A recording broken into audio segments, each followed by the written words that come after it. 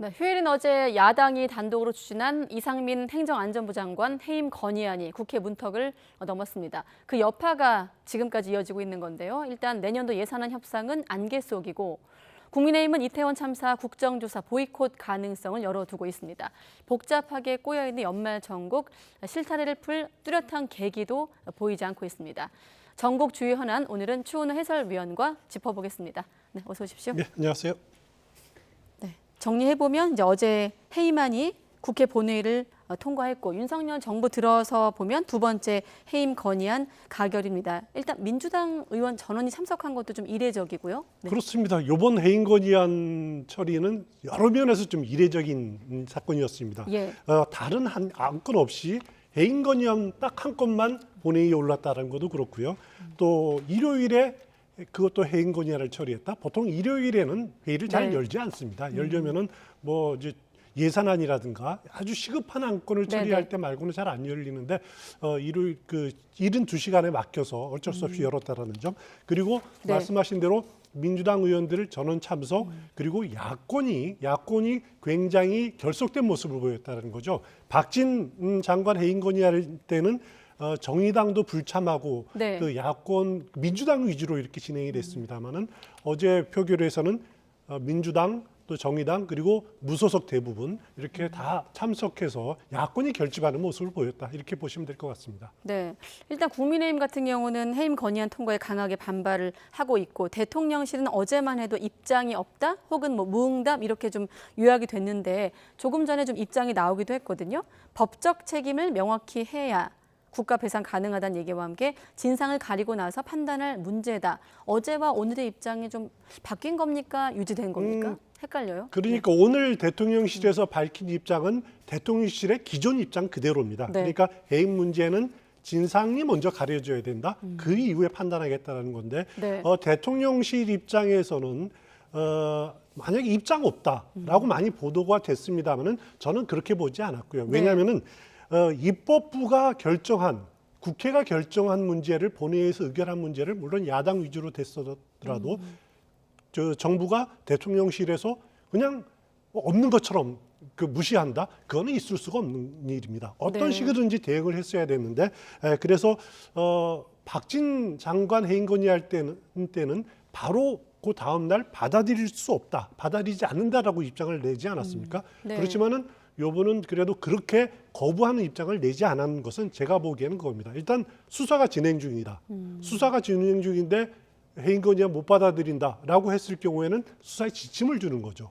그런 식의 행동은 하지 않을 거다라는 거고 또 하나는 그 이태원 참사 유가족들이 왜 책임지는 사람이 없냐라고 이렇게 절규를 하는데 네. 여기에 그냥 명확하게 해임 건의안 안 하겠다라고 하면은 네. 그건 또 유가족들을 무시하는 거가 되는 거죠. 그런 측면에서 대통령실은 기존 입장을 반복하는 그런 답변을 내놓았다 이렇게 보시면 될 것 같습니다. 어제 마침 유가족들이 또 입장을 밝히는 자리도 있었기 때문에 그런 부분을 좀 감안한 대응으로 해석할 수도 있다라는 말씀이셨고 그리고 사실 이 해임안 전국 초기만 해도 이상민 장관의 어떤 거취에 대한 본인의 생각 입장이라는 게 좀 궁금해긴 했습니다만 지금은 그런 시간이 좀 지나지 않았나 이런 그렇습니다. 생각도 듭니다만은 이상민 장관의 생각도 궁금하긴 합니다. 취재진 질문에 특별히 드릴 말씀이 없다라고 말을 아꼈는데요. 일단 묵묵부답 상황이거든요. 그렇습니다. 본인은? 어제 이어서 오늘도 기자들이 물어봤습니다. 그 해임 건의안에 대해서 거취를 물어봤는데 특별히 드릴 말씀 없다라고 예. 이렇게 답변을 했습니다. 오늘 오후에 대통령실에서 이렇게 기존 입장을 냈기 때문에 아마 다시 물어봐도 비슷한 상황일 겁니다. 아마 이상민 장관은 지금은 물러나고 싶어도 물러날 수 없는 입장이다라고 이렇게 보면 될 것 같고요. 여기에 또 어제 그 국무총리 공간에서 고위당정협의회가 열리지 않았습니까? 여기에 또 이상민 장관이 참석을 해서 이태원 유가족에 대한 나름대로 이제 지원 방안을 보고를 하고 이렇게 정상적인 활동을 하는 걸 보니까 당분간 이상민 장관의 행보는 정상적으로 흘러갈 거다 이렇게 보시면 될 것 같습니다. 그래서일까요? 이 고위당정협의회에 또 이 장관도 참석을 한 것도 눈에 띄는데 그렇습니다. 이 행보는 어떻게 좀 해석이 가능할까요? 그 자리에 뭐 이제 그걸 가지고 계기로 윤석열 대통령이 네. 아예 그 해임 건의안을 수용하지 않겠다는 의지가 반영이 된 것 아니냐, 뭐 그렇게 해석들도 많이 했던데 그런 측면도 있을 겁니다. 네. 그리고 이상민 장관이 이번 주에는 주로 서울에서 서울 정부청사에서 근무를 한다 그래요. 네. 원래는 그 사무실이 서울청사도 있고 세종청사도 있지 않습니까? 그러니까 세종에 일체 가지 않고 서울청사에서 나름대로 이렇게 수습을 하고 집중하겠다라고 하는 것 같은데 네. 말씀드린 대로 지금 이상민 장관은 물러나고 싶어도 물러날 수 없는 상태입니다. 그래서 네. 개인적으로는 이상민 장관이 사건 초기에 만약에 이 일을 참사를 제가 잘 수습하고 본인이 수습하고 그리고 일정 기간 지나면은 물러나겠다라고 네. 이렇게 공언을 했으면은 좀 더 좀 스무스하지 않았겠느냐. 예. 근데 그런 시기를 놓치니까 지금 정부에서 아무도 책임 안 지는 것 아니냐라고 하는 비판을 받을 수밖에 없는 그런 여지를 본인 스스로 만든 것 아니냐 그런 생각이 듭니다. 그런 여지를 만들어서 이제 이런 반응들도 나오고 있거든요. 다시 한번 보여주시죠. 홍준표 시장 같은 경우는 더 버틸 명분을 줬다라는 표현을 썼고 박지원 전 원장 화면으로 확인하시죠. DJ가 말려도 6번 자진 사퇴했다라는 말을 했거든요. 네.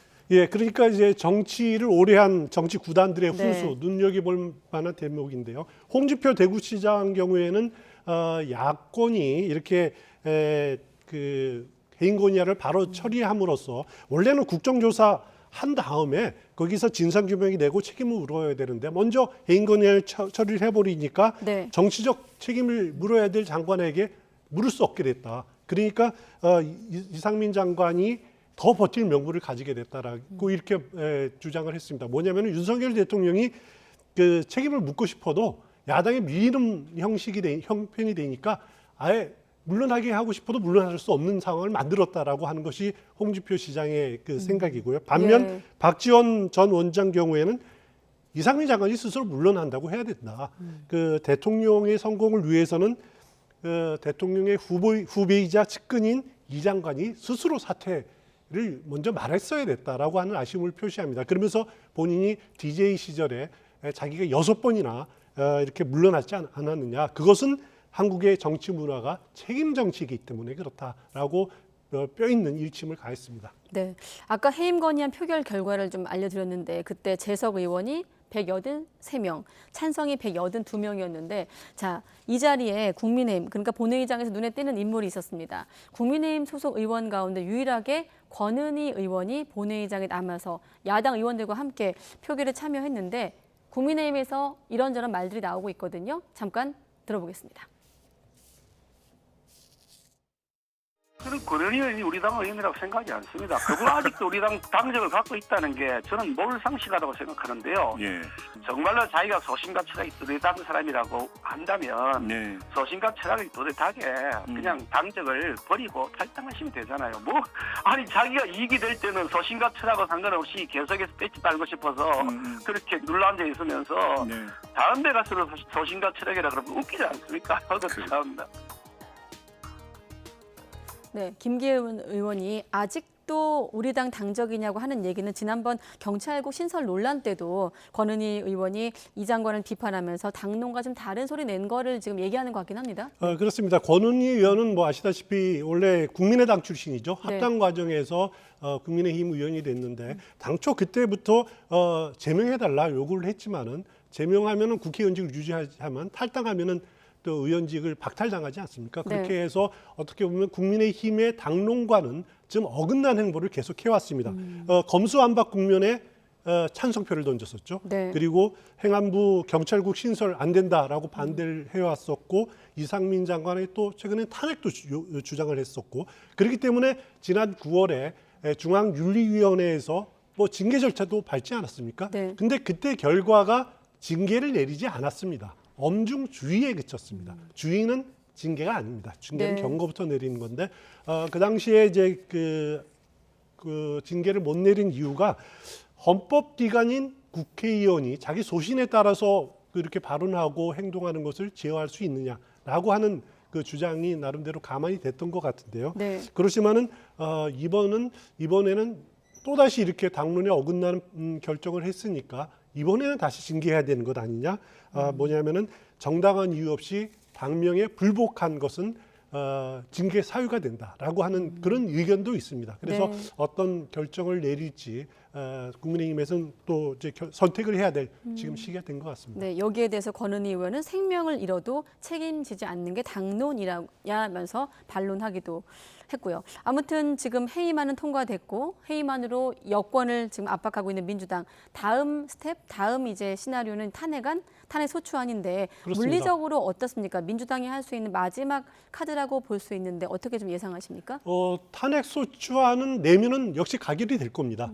뭐냐면은 이제 개인 건의안하고 그 발의 또 통과 요건은 똑같거든요. 예. 그러니까 지금 어차피 국회에서 민주당이 다수당을 차지하고 있기 때문에 제적 과반의 찬성이면은 이상민 장관 탄핵 소추안은 통과가 됩니다. 네. 그러나 문제는 뭐냐면은 탄핵 소추안은 통과가 되더라도 헌법재판소에서 넘어갔을 경우에 이게 최장 180일 동안 그 심사가 진행이 된다는 거죠. 그런데 그 탄핵이 되려면은 헌법재판소 9명 중에서 재판관 9명 중에서 6명의 찬성을 그 기각 결정 인용 결정을 내려야 됩니다. 네. 3분의 2, 6명 인용 결정이 쉬운 건 아니거든요. 그렇기 때문에 만약에 그 기각이나 기각 결정이 내려졌을 경우 민주당에서 갖게 되는 부담감 이게 쉽지 않은 거죠. 그렇기 때문에 그 탄핵 소추안을 추진하는 것은 조금 신중할 가능성이 있습니다. 그래서 국정조사를 진행을 한 이후에 네. 이상민 장관의 책임 소재 이런 것들을 부각시킨 이후에 나름대로 국민적인 공감대를 형성한 이후에 탄핵 소추를 진행할 수순으로 가지 않을까 저는 개인적으로 그렇게 네. 생각하는데 또 민주당 내 강성파 의원들의 입장이 있기 때문에 어떤 결정을 내릴지 주목되는 부분입니다. 네, 또 한 가지 탄핵 심판을 한다고 하면 그 검사 역할인 법사위원장의 또 여당 몫인 것도 그렇습니다. 하나의 변수가 될 것 같고요. 쭉 들어보면 결국 지금의 어떤 해임안 문제 또 예산안 국정조사가 다 얽혀 있다 보니 여야 신경전이 치열한 상황이고 물밑에서도 사실 15일까지 시간을 벌었다고 볼 수도 있겠습니다만 그때까지도 진통이 이어진다고도 볼 수 있지 않겠습니까? 그렇습니다. 자, 국민의힘 국정조사 위원들이 총사퇴 의사를 밝히기도 했는데 여기에 대한 또 발언도 잠깐 들어보겠습니다. 저는 1% 가능성은 열려 있다고 봅니다. 해와 달이 된 오누이 동화 얘기 아시죠? 호랑이? 오누이가 가는데 예. 호랑이가 예. 팥죽 주면 안 잡아먹는다 해서 예. 팥죽을 줬더니 한 팔 잘라주면 안 잡아먹는다. 예. 두 팔 다 내놔라. 그리고 결국 잡아먹잖아요. 예. 그래서 이상민 장관 잡아먹고 아니. 윤석열 정부 잡아먹겠다. 이런 취지가 아니라면 저희들이 언제든지 다시 또 합의를 할 수 있죠. 어떤 형태도 국정조사는 진행이 되죠.